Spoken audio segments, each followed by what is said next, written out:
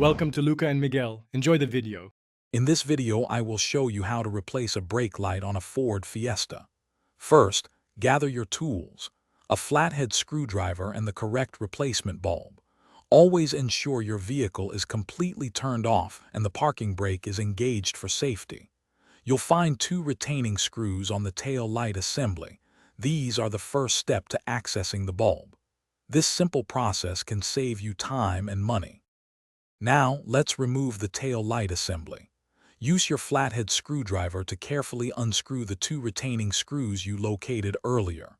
Once the screws are out, gently pull the entire tail light assembly straight back from the vehicle. It might feel a little snug, but avoid twisting or forcing it. Finally, disconnect the electrical connector by pressing its small tab and pulling it apart. With the assembly free, it's time to replace the bulb. Twist the bulb holder counterclockwise to release it from the tail light assembly. Carefully pull the old brake light bulb straight out from its socket. It should come out easily. Now, take your new 12-volt bulb and firmly insert it into the empty socket. Make sure it's seated correctly to ensure proper function. To finish up, reconnect the electrical connector until you hear a secure click.